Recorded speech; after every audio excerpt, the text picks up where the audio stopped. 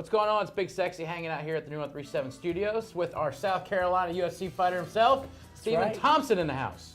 What's happening?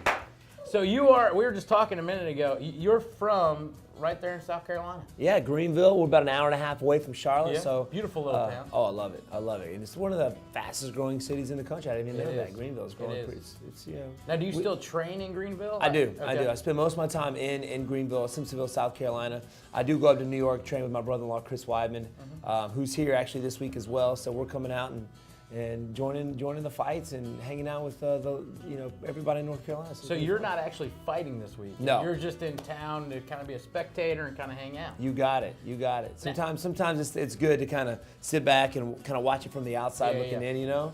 So it's pretty nice. Do you find yourself, when you go watch a fight, do you find yourself kind of like critiquing the whole fight? Oh, always. I would have done this, or I would have done that. Always, especially guys in my weight class, you know, because I've always got my eye on them. Yeah. We've got some really good up and comers in the welterweight division, and you know, if I'm at the fights, I'm always like, this guy should be doing this, this guy should be doing that. Just trying to break him down, you know what I mean? Because you never know when you're going to fight somebody. Now, do they ever come up afterwards and go, man, what should I have done? You know, what should I have done better? I mean, do you guys talk to each other about that? Or you're like, or is it one of those things where I'm going to teach you everything you know, but I'm not going to teach everything? Yeah, well, I guess it could be something like that. But after a fight, you know, these guys are, worn out. Yeah. Dude, just through training camp and the media stuff they got to do for the UFC and, the preparations, the nerves. So they go out and relax, and I don't bother them too much after the fight. So, being a fighter, I wouldn't want somebody coming up to me. Especially right after, man, like, hey, man, you should have done that. You should have done that. Man, I told you to duck. Did you not hear me yelling? Duck! So when is your next fight? Since you're not fighting this weekend. We don't know. I ended up fighting my last fight in November. It was UFC 217 in Madison Square Garden. I ended up breaking both my thumbs in that fight against George Masvidal. And they're good already? I wouldn't say they're good. I fractured this one here in the joint, and I tore a ligament in this one. So the physical therapist or the doctor wants to put a pin in it to set the joint, but I won't be able to make a fist. I won't be able to do this. So I'm like, you know what? Maybe physical therapy can help me out. So yeah, for real. After my fight career, we might go that route. But yeah, man. So we're looking at late March, early April. Not really sure who my opponent's going to be yet, but. So they give you somewhat of a heads up to say, hey, like I was talking to another fighter a couple months ago, and he said, one of my questions, like, when do you start training? He goes, we're always in training. Like you don't ever stop. You know, I mean, for a lot of things, like you'll get out of the training regimen for a little while, and then you go back into it. But it seems like the way the UFC works is like you can get a call next week, like, hey, we need you in like 2 weeks. You got to get ready. I mean, you could probably possibly get one of those calls. I'm one of the lucky ones that hasn't got one of those calls yet. But, I've known a lot of fighters who's taken fights on 3 weeks' notice, man. So you pretty much always have to stay in shape. Like, I'm working out. You know, there's always something that you can do, but I got to kind of watch what I do, like with the wrestling and the grappling because of my thumbs.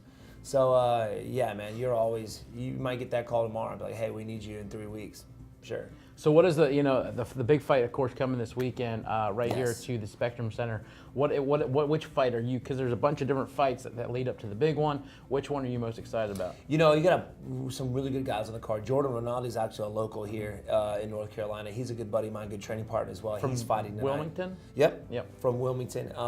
You got Dennis Bermudez, who's always puts on a show. You know what I mean? The one I'm looking more forward to is the main event, Jacare Souza against Derek Brunson. I'm glad you said it. I can't say his name. Jacare. Like, Souza, I can't even try. What's cool is they fought before, and Jacare ended up knocking out Derek.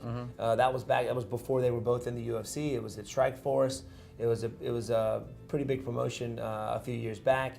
And they're facing off again. Derek Brunson this time has got some momentum behind him. He's from North Carolina, Wilmington area. Yeah. What's with all the Carolina guy UFC fight? Like, is there something special here in the Carolinas that we have great fighting and wrestling programs that are helping you guys, or Well, I think great striking. A lot of these guys are known for knocking people out. The wrestling is definitely picking up in this area. You finally most of the wrestlers coming from up north. Oklahoma and Iowa and things like that. But the wrestling is picking up, MMA is picking up, and everybody in the Carolinas are huge fight fans. I mean, I remember coming to Charlotte, North Carolina back when I was 12 years old. I went to my first UFC fight. I think it was UFC 2 or 3, I'm not really sure. But it was in Charlotte, North Carolina. That's crazy. I was 12. Do you remember the arena? It was the old Coliseum. Yeah. The one. Coliseum. Yeah. That's not even around anymore. They blew it up. Yeah, I think our hotel that we're staying at is where the old Coliseum was. Yeah. But I remember coming in at 12 years old, being like, you know what, I'm going to do this one. Yeah.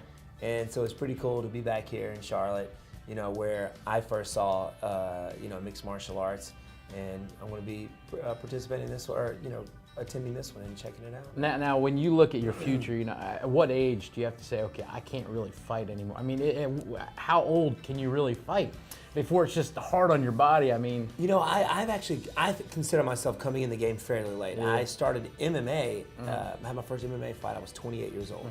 I did kickboxing for many years, full contact kickboxing. Did jiu-jitsu and wrestling, but I kind of put that on the back burner and focused on my stand-up. So I was 28. I mean, you got guys coming in the UFC now. I think Cormier was 30 when he had his first MMA fight, or when he first got into the UFC. So I mean, guys are fighting later and later. I guess they're being more intelligent with their training. Yeah. In the earlier UFCs, you had guys on a regular basis in the gym just beating the crap out of each other. You know what I mean? You can't do that nowadays, especially when you're going 5-minute rounds. With these small gloves on. So they're being more smart with their training. Padding up, not hitting as hard at the head in training. So you got guys, competing more later on in their years. I mean, I think we got a guy now who's fighting. He's 41. Yoel Romero. He's a monster. Yeah. So yeah. Now, what do you see? Do you train people otherwise? Oh, I do. Okay, yeah, so we run our own gym in South Carolina, Upstate Karate. So we've been open for 34 years. We got grandkids of grandparents that took when they were younger. That's awesome. So, yeah.